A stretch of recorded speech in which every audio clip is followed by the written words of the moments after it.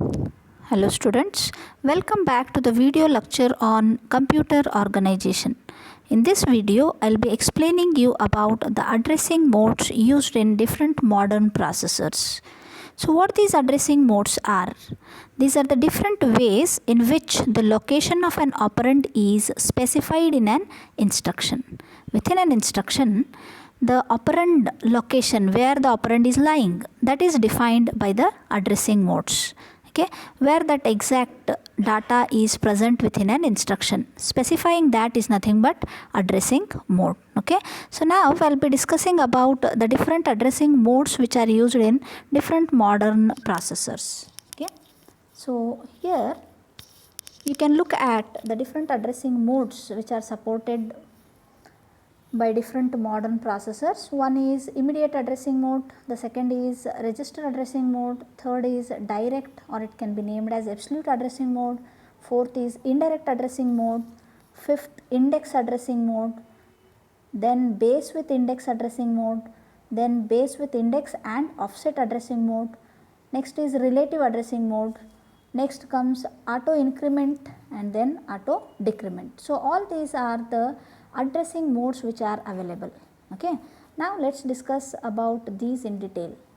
Moving to first, called as immediate addressing mode. What is immediate addressing mode? See, if the operand is what? The data on which the operation is performed, that is named as operand, isn't it? If I am adding two datas, the two datas, assume they are present in two registers. Okay, the datas are added. If I am adding two datas, the two datas are added. What operation I am performing? Addition operation I am performing, and on what? On the two datas. The two datas on which I am performing the operation is named as operands, right? So how the operand is present in immediate addressing? So operand itself is present in the instruction. You can look at the example. What example I have written? Add AX, 7H. What the 7H is? 7 is the immediate data what is present in the instruction. What is it? It is the immediate data. The data itself will be present within an instruction. Some other example I can take, move BX, 200. What 200 is? 200 again is an immediate data. I want to move it to BX. Likewise, I can have any number of what instructions as an examples, right? So always this immediate data should be present at the source side. Always it should be source, it should not be destination side. How I am taking an instruction? Instruction usually here in the subject is shown as operation, then comes destination, then comes source. Operation is nothing but opcode, then space, then I will write operand, that is destination, comma source as one more operand. Okay, so add AX, 7H. What it does? It adds the content 7 to the content of the accumulator. AX is accumulator. Whatever is there in AX is added with 7. Okay, 7 being an immediate data which is present. The data itself is present. That's why it is an immediate addressing mode. Operand itself is a part within an instruction. Okay, so this is immediate addressing mode. Then comes the second one called as register addressing mode. What happens in register? The name itself is telling the operands are present in registers. Okay, where the operands are present? Operands are held in the registers. So effective address of the operand is in register. That's why I have written EA is equal to R. What EA is equal to R means? It means effective address of the operand. The operand where it is lying, it is lying within R. R is nothing but the register. So the effective address where I am getting my operand is in R. Okay, so EA is equal to R I have written, and the same is shown in the diagram. You can look at within an instruction, R is the one where I am storing my operand. Okay, so here what limitations I am having in direct addressing? In direct addressing what I am having? In register addressing what I am having?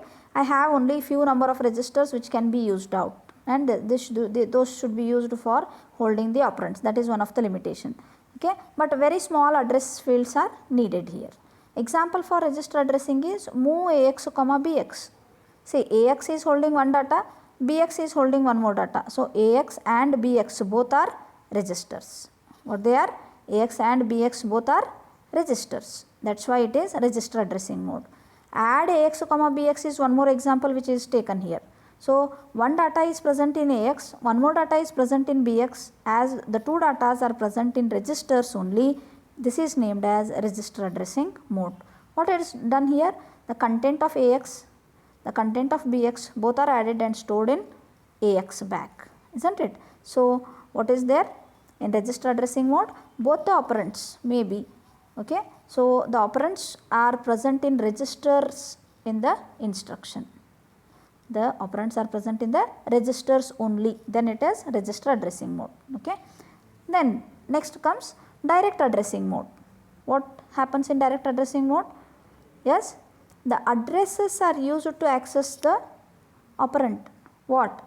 The operand is, in the previous case, operand itself was present in the instruction, that is immediate addressing mode. Example 7, 7 is present itself in the instruction. In the second case, assume in registers, in register addressing mode, what happened? Register addressing mode, 7 itself assume 7 is present in register, maybe in AX, BX, CX, DX, any register. 7 is not present directly, instead it is present in some of the register, okay. But what happens in direct addressing mode? This 7 itself is not present as it is, nor present in a register, but instead it will be present within a memory location. Where it is present? It is present within a memory location. Fine. So use the given address to access a memory location. This is how the effective address I am getting. Effective address is got by using the address field, okay. So address field is containing the address of the operand. Single memory reference to access the data is used out, okay. No calculations are necessary to work out for the effective address, because the name of the address memory location itself is giving me the location. Example, move num1 comma r1. Yes, one data is there in r1, fine. But is that one more data is present in register? If both are present in register, I will be naming it as register addressing mode. But is it so now? No. What is there? Move num1 comma r1 means one data is in register, fine. But one more data, where it is? Num1. Or move num1 comma r1, whatever is the content of r1 will be moved to a memory location called as num1, okay. Num1 is the name of the memory location where my data will be stored. Take second example, move r0 comma sum. What happens here? Move r0 comma sum means whatever is there in sum will be moved to r0. What is there in sum? Yes, after adding the numbers, I have saved the data of addition of numbers in a location called as sum. What is sum? Sum is the name of the memory location, okay. That location contains the data. Where my operand is now? Operand is in memory location whose name is sum, and that sum, that name of the memory location is present in the instruction. That's why it is direct addressing mode. Fine. Next, moving to, yes, you can look at the direct addressing mode diagram.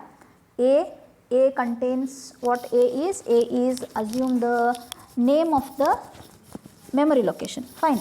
And where the operand is present now? Operand is present in A, okay, not in register nor in immediate data, okay. So moving to the next called as indirect addressing. What happens in indirect addressing? The name itself is telling. In direct addressing, directly whatever the data is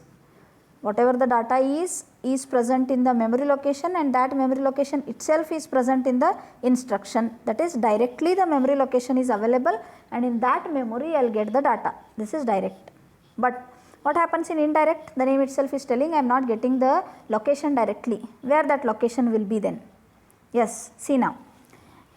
This indirect addressing indicates the memory location that holds the address of the memory location that holds the data. Getting? It indicates the memory location. Yes, a memory location is present. This memory location will be holding the address of some other memory location, and that will be holding the data. See, effective address is given with content of A. What A is? Okay, A may be address. Content of A means what? A is a name for a location. A contains what? The address. In that address, what I will be getting? The data. Fine.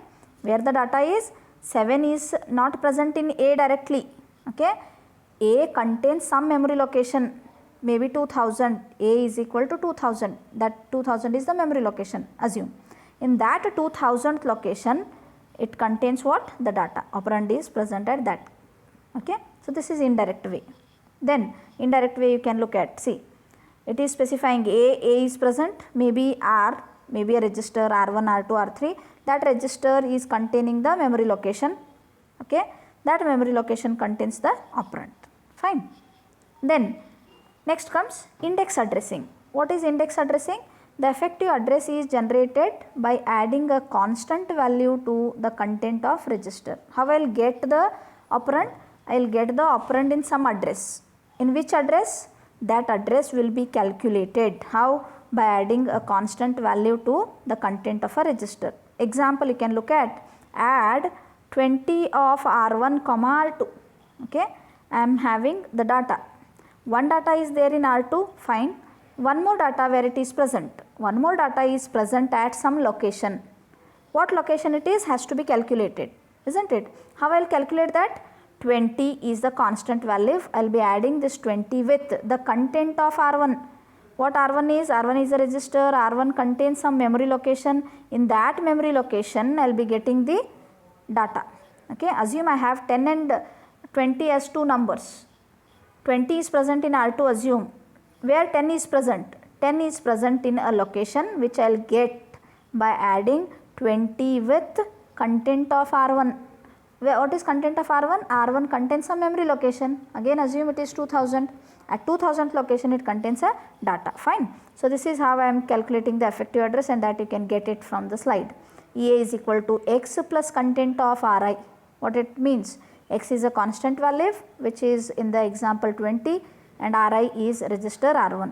Okay. If one of the field is like this, then it is index addressing. Yes, do not worry about the other data. How the other data is present? In R2. If the example is written as add R1, R2, it could be a register addressing, isn't it? It could be a register addressing. If I write add content of R1, R2, then it is an indirect addressing. And now I am writing add 20 of R1, R2, that is why it is an index addressing. Indirect along with what? Constant value. Fine. Then moving to the next, base with index. Yes, what happens here? Base along with index is present. There it was constant and index. Now it is base and index. Okay. The effective address can be calculated by the addition of Ri and Rj. Ri may be a base register, Rj may be index register. Okay. I will get an effective address by adding the two register contents. What register contents? Base register content and index register contents. Effective address is equal to content of Ri plus content of Rj. Assume in the example, add R1, content of R2, R3. Okay, you can look at the example. How effective address is got now? One data is present in R1. Okay. One more data where it is present? It is present in some location, memory location. How I will get that address of that location? I will get that address by content of R2 plus content of R3. What R2 contains? Memory location. What R3 contains? Memory location. Assume 2000, 3000. 2000 plus 3000 is equal to 5000. In that 5000th location, I am having one more data. Getting my point? One data is present in R1. I have to add this data with one more data. Where that another data is present? It is present at some address. That address I can calculate by adding the base and index registers. Here in the example, content of R2 plus content of R3 is to be done. What it means? Assume R2 contains memory location 2000 and R3 contains memory location 3000. So, after adding the content of R2 and R3, 2000 plus 3000, it is 5000. I am getting an effective address called as 5000, and in that 5000th address, what I am having? A data is there. That data I will take, add it with the content of R1, that will be the operation. Okay. Next, base with index and offset. See, Here base with index, one more thing added is offset. What happens here? Effective address again for a data can be calculated by adding base register content, index register content along with an offset, as I have seen in here constant x, isn't it? So EA is equal to how? Content of Ri plus content of Rj as in base with index plus x is extra which is done here. Okay. Assume an example, add 20 of R1 R2, something is missing here, comma, okay, add 20 of R1 R2 comma R3, assume. So R3 contains one data, okay. One more data is present in some memory location. This memory location I can get by adding what all? 20 plus content of R1 plus content of R2, isn't it? So what is there in content of R1? Again assume 2000, content of R2 again assume 3000. So what will be the effective address now? 20 plus 2000 plus 3000, 5020. This is the new address. In this address I will get one more data which has to be added, isn't it? Okay. Then comes relative addressing. Okay. What is it? Relative addressing. So in relative addressing, what happens is the effective address is calculated or generated by adding a constant value to the content of PC instead of a register. There in the prior case, I have added a constant value to a register, isn't it? But here what happens? It is added with a content of PC. EA is got by X plus content of PC. Example can be seen as branch greater than 0 to loop. If the content, the earlier calculation, okay, if it is greater than 0, the result of the earlier calculation, if it is greater than 0, then go to loop. Loop means it will be pointing to some particular address, okay. Then the last types of addressing modes, one is auto increment and the other one is auto decrement, okay. The two modes, auto increment, it can be indicated with the symbol Ri, content of Ri plus. See, what is plus indicating? Plus indicates increment, okay. If this plus is prior to Ri, before Ri, then it is pre-incrementing, okay. If this plus lies after Ri, then it is post-incrementing. That means what? I will get an effective address from Ri. Effective address is equal to content of Ri. What R contains? Ri contains, Ri is a register, it contains some memory location. In that memory location, what I have? Data, indirect addressing, okay. So that data is available, I will get it, okay. Then after getting the data, after fetching the effective address, I will be incrementing the content of Ri, okay. And what happens if this plus is prior, before Ri? What would have happened? Effective address will be got by incrementing the content of Ri. First Ri content will be incremented, okay, then effective address will be taken. But here it is opposite. Effective address is first taken, then incrementing Ri is done. Same happens in auto decrement. What is auto decrement mode? Minus of Ri. Minus lies prior to Ri. That's why first it will decrement the Ri, then effective address is got from the new value of Ri. Assume Ri is 2000. Minus of Ri is what? Decrement Ri. Decrementing means by 4 you have to decrement, because in one word I have 4 bytes and 4 byte addresses will be available, isn't it? So minus Ri means what happens? 2000 minus 4 or 2000 minus 2, depending on whether 16 bit or 32 bit, okay. So 2000 minus 4, assume what happens? 1996, that is the new address. In that address, whatever the data is, that data will be taken in E, not 2000. Yes, all of you understood? So this is all about the different addressing modes available in the computer organization, okay. In the next video, I will be explaining about basic input-output operations. Thank you.